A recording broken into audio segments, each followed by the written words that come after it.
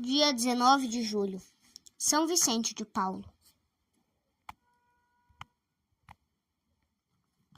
1660. São Vicente de Paulo, um dos maiores amigos da humanidade, sacerdote zelosíssimo, homem apostólico como pouco, santo entre os santos, um dos maiores, nasceu em Pany, França, em 1576. De condição humilde, os pais eram gente piedosa e virtuosa. Proprietários de uma pequena idade, viviam do trabalho. Educaram cristamente os 6 filhos, 4 homens e 2 mulheres, obrigando-os aos trabalhos no campo. Em Vicente, bem cedo descobriram os pais um bom coração e qualidades excelentes de espírito. Como os irmãos, Vicente entregava os seus trabalhos do campo. A ocupação predileta do menino era vigiar o gado, nas épocas do ano, em que este era levado às pastagens. De preferência, levava o gado a um lugar no fundo do mato, onde havia uma capela de Nossa Senhora. Ali fazia muita oração e cantava em honra da Rainha do Céu. As flores mais belas que encontrava depositava sobre o altar de Maria Santíssima e, com um carinho todo particular, enfeitava a humilde capelinha. Já nesta idade, revelava princípios de caridade, guardando sempre um bocado da refeição para os pobres. O pai, observando com satisfação os belos dotes do filho, quis que ele estudasse. Em 4 anos, Vicente tinha feito tantos progressos nas ciências que pode ser professor e, ensinando a outros, ganhava o bastante para continuar os estudos nos cursos superiores, sem comistas exigir os sacrifícios do pai. Deus, porém, quis proporcionar-lhe a ocasião de aperfeiçoar-se nas virtudes do perfeito cristão, que são a mansidão, a paciência e a caridade. Numa viagem que em 1605 fazia de Marselha a Narbonne, caiu em poder de piratas tunísios, que o venderam como escravo a diversos senhores em Tunis. Com grande conformidade, o senhor aceitou esta provação e humildemente se sujeitou. O santo aceitou esta provação e humildemente se sujeitou aos pesados trabalhos que se lhe impunham. O que mais o entristecia eram os diversos estratagemas que os patrões empregavam para levá-lo à apostasia. O último deles, a quem prestou serviços de escravo, era apóstata, que tinha 3 mulheres. Uma delas, movida pela curiosidade, acompanhava Vicente quando este se dirigia ao trabalho no campo. Muitas perguntas lhe dirigia sobre a religião cristã e pedia-lhe que cantasse os hinos cristãos. Vicente lembrava-se da palavra da Sagrada Escritura. Como hei de cantar em terra estrangeira? E cantava então o psalmo que diz: nas margens dos rios de Babilônia assentávamos chorando a nossa terra, ou a Salve Rainha. A mulher muçulmana ouvia tudo com muita atenção e cada vez mais se enchia de admiração pelas virtudes do escravo cristão. Tornou-se advogada de Vicente junto ao patrão, a quem repreendeu energicamente por ter abandonado uma religião tão perfeita como é a cristã. O apóstata caiu em si e combinou com Vicente a volta para a França. Em 1607 fizeram a travessia e chegaram a Aigues-Mortes. No ano seguinte vemos Vicente em Roma. Os grandes e antigos santuários muito o impressionaram. E, regressando a Paris, tinha a resolução firme de imitar o exemplo de virtude dos primeiros cristãos. Em Paris se dedicou por alguns anos ao serviço dos doentes no hospital. Aconteceu que lá caísse sobre ele a grave suspeita de ter praticado um furto. A única resposta que Vicente dava às acusações caluniosas era: Deus sabe tudo. Só depois de 6 anos foi descoberto o verdadeiro culpado. Ou, para melhor dizer, o ladrão, que, não podendo já suportar os remorsos da consciência, fez a declaração do crime.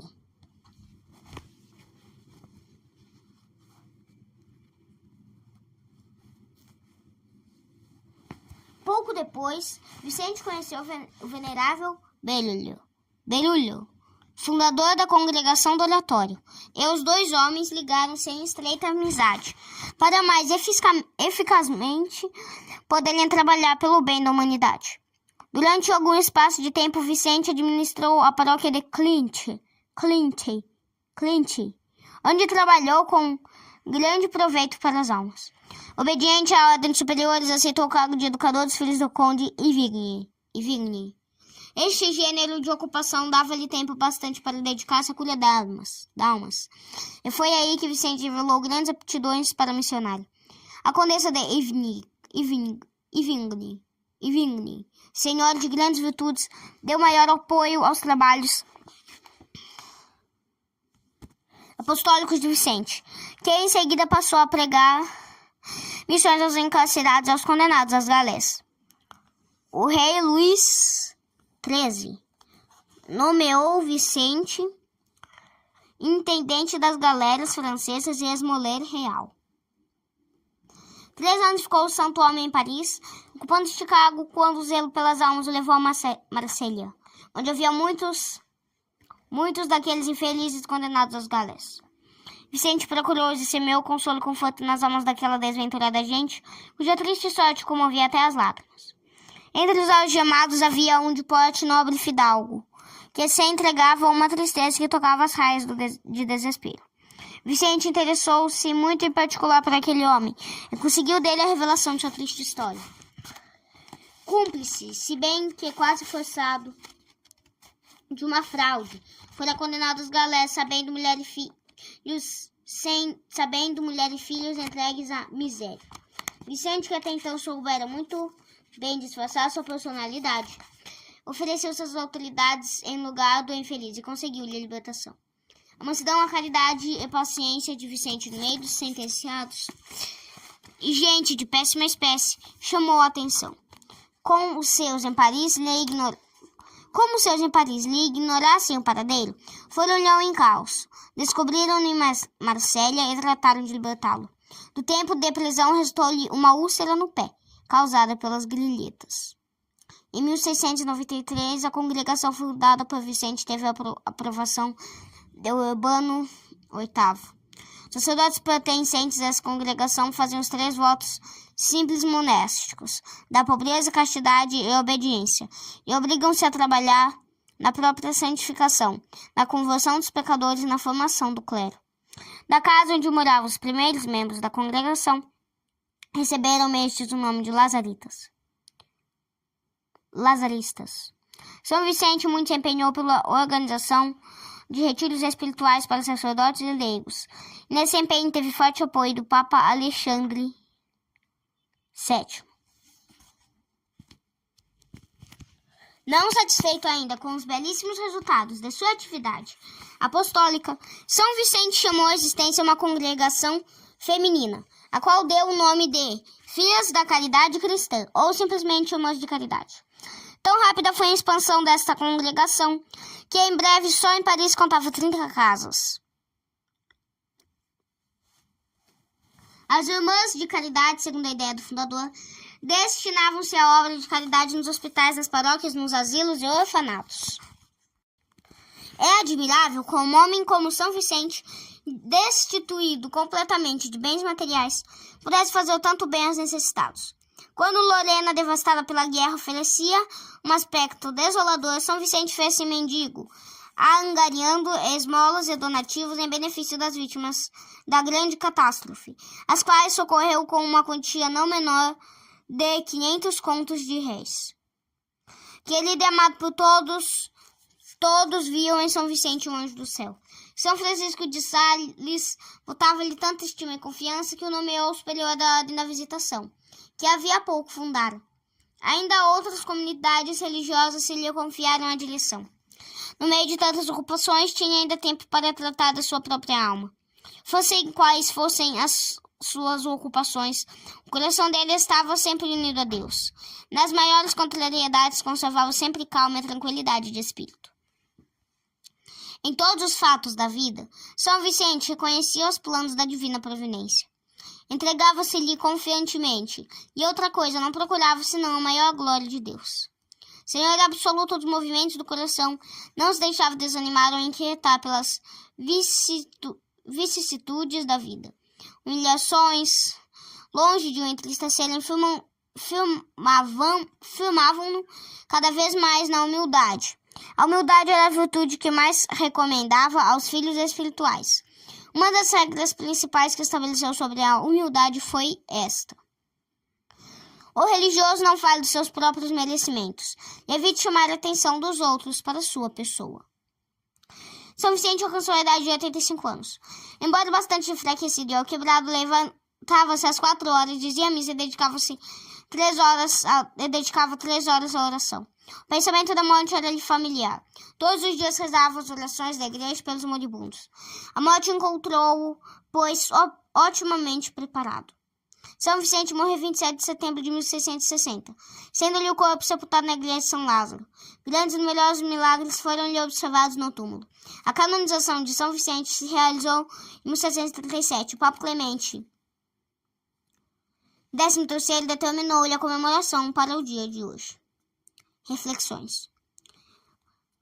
Primeiro, maior benefício, São Vicente não podia dispensar os cristãos do que sacudi-los da letargia da morte, em que se achavam submersos. Como um segundo São João Batista, abria-lhes os olhos sobre o estado de pecado, em que se achavam e semelhante ao grande precursor de Jesus Cristo, lembrava-lhes a necessidade de fazer obra de penitência. É um erro muito grande supor que ao céu possa razoavelmente aspirar quem vive sempre, e entre a virtude e o vício, hoje praticando aquela e amanhã se entregando a este. Ou, em outras palavras, no caminho para o céu não se acha quem hoje é cristão e pagão amanhã. Que dizer daqueles que trilham constantemente o caminho do pecado, sem se incomodar com os abismos que ameaçadores se abrem de todos os lados? As paixões desordenadas são os guias falsos que levam o homem à loucura, à cegueira e impiedade. O homem abandonado por Deus ou por outra, o homem que abandona a Deus, embora seja um portento de sabedoria, cai de erro em erro, comete os maiores destinos porque fecha os olhos àquela luz que veio para todos. Segundo, grande era o amor de São Vicente ao próximo. Esse grande amor fazia-o achar 1000 modos de socorrer o pobre, o necessitado. E tu, como és cruel e insensível ao sofrimento de teu irmão, cuidas que nada te falte a ti, que nada tenhas de suportar. Embora teu irmão sofra, passe fome, sede e misérias, morra de privações sofridas. É assim que se cumpre a grande lei da caridade, que obriga a ter ao próximo o mesmo amor que a nós temos? Cristo deu a vida por nós, assim devemos dar nossa vida pelos nossos irmãos. Ensina São João. E tu não te incomodas nem um pouco com o sofrer de teu irmão?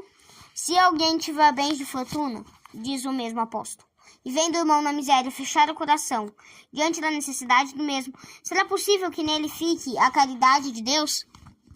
Filhinhos, não é com palavras apenas e a língua que devemos amar, mas efetivamente em verdade. Só tendo amor aos nossos irmãos podemos saber que da morte passamos à vida, pois aquele que não ama fica na morte. João, capítulo 3. Quantas ocasiões se não te oferecem para fazer caridade? Quantas vezes a graça de Deus não te impele para um pobre doente socorreres a uma família em grandes necessidades, consolares pobres, viúvas e órfãos? Não te excuses dizendo, não tem nada com isso, porque se arranjem, que trabalhem, porque não fizeram economia como eu? Se estão sofrendo é porque assim querem. É essa a linguagem de um cristão? Lembra-te da palavra de Cristo que diz: ai dos ricos, mais fácil é um camelo passar pelo orifício de uma agulha do que um rico entrar no reino dos céus.